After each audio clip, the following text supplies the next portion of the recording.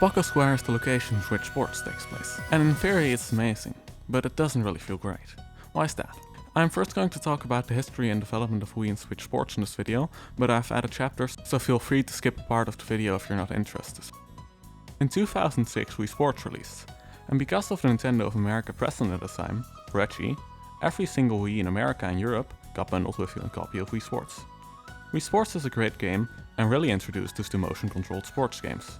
In the background of sports, you get some vague hints to locations and hints to stories of Mii's. 3 years later, Wii Sports Resort released. It contained 12 sports instead of 5, many more side modes, and most importantly, it featured Wuhu Island. In Wii Sports Resort, all sports take place on Wuhu Island, at a specific location. For example, bowling is in Wuhu Town, canoeing is in Duckling Lake, and sword fighting is on a platform next to the island. There are also a few sports that go over or around the island, like cycling and wakeboarding, but no sport shows you around the island as well as island flyover. Everyone who played Wii Sports Resort when it's released got a connection with Wuhu Island and is nostalgic back for when they played the game. Back in February of 2022, Nintendo revealed Switch Sports, and while at first there was a lot of excitement for the game, soon after there started to be a lot of concerns. At first, it wasn't known if Mii's would be playable, and while they were revealed to be playable, all background characters would be sportsmates, whether you would be playing as Mii or a sportmate. The game also lacked sports. The first game only had 5 sports, but it was also a free pack-in. Wii Sports Resort really raised the bar by having 12 sports, and most of them also had multiple side modes. Switch Sports only had 6 sports and very little side modes. Nintendo did announce 2 free updates, one expanding the leg strap compatibility for the summer and one adding golf for the fall. The game ended up releasing on April 29th. The leg strap update released 3 months later, and it also added new moves for volleyball. And the golf update eventually released at the end of 2022. People criticized Nintendo for not releasing a complete game, but people were hopeful that in the future even more sports would be added. Then we got complete radio silence on the game. For 1.5 years, we didn't hear anything. But then in June Direct of 2024, Nintendo suddenly announced basketball, which would be releasing that summer. Most fans did like this addition, but were also confused that this game randomly received an update after such a long time. Now that the Switch 2 is released, fans are wondering what will happen to the series. Some hope for a remake or a remaster of the original Wii Sports or Wii Sports Resort. Some think we'll get another completely unique entry like Switch Sports, but most expect a continuation of Switch Sports. Nintendo could do this in various ways, like a free update like the previous updates, and a separate free update for Switch 2 like Splatoon had. Maybe just a free Switch 2 performance upgrade like Mario Odyssey had. Maybe just a free update like Pikmin 4. Maybe a $5 or $10 Switch 2 edition with small additions like Zelda and Metroid. Maybe paired with a free update adding more like Animal Crossing. Maybe a $20 Switch 2 edition with big additions of content, but then it can be separately more content like Mario Party Jamboree and Mario Wonder Bellable Park, or actual new content like Kirby Starcraft World and Mario Wonder. So there's 10 possible outcomes Nintendo could choose. Personally, I'm hoping for a remake of Wii Sports Resort, but that isn't really in the cards right now. So I'm expecting either a $20 Switch 2 edition, adding lots of content, or more free updates that also arrive on Switch 1. Regardless if it's free or paid, the same content would likely be added. Switch Sports isn't that great currently, but it does have tons of potential. In the developer interviews of Switch Sports, the developers say, "We are conscious of creating something new, no matter what. However, it didn't go well in the end. We had lost our time, we had lost our way, and we were on the verge of losing the charm of Wii Sports. And by the time we acknowledged this, we'd pursued the wrong direction. Years had already passed." After this, Nintendo released they had to get back to the roots of Wii Sports, and said they wanted to create the world's most easy to invite, motion-based game.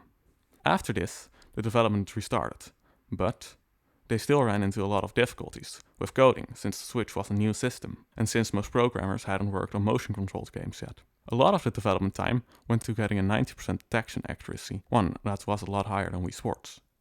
They eventually got here, with a lot of trial and error, but also with the new deep learning. The developers didn't want to make a port or remake, they wanted to give new and stylish products to the consumers. Part of this was to make new characters. First they had ideas like college student characters and robot characters, but they eventually decided to move away from these. The developers say Mii were on older systems because of the lower resolution, but that with modern graphics, characters with full bodies would look better. They experimented with the location, trying new things like a college sport hall and an Olympic stadium, but they didn't really fit the feeling of Switch Sports. They instead opted for a renovated warehouse district in the port town, a place without pressure, something that could exist in your real life and where you could meet up with both your friends and strangers to play sports. The goal with Spocko Square was to create a place where you could casually play sports, and the design, sound and control all should feel natural and in the background. The developers tried to make Switch Sports more fun when playing alone by adding online and making it less of a barrier to play with strangers. They also added outfits and optional pro ranks to incentivize players to play online. There were problems while creating online, and it took a lot of work to get all the sports working correctly, with both the motion control and online play. This even took more work than if they made a normal online game from scratch, the developers say. With Wii Sports, gaming reached all age categories. With Switch Sports, the developers tried to get all types of players to play online, while still being as easily accessible for people from all age groups.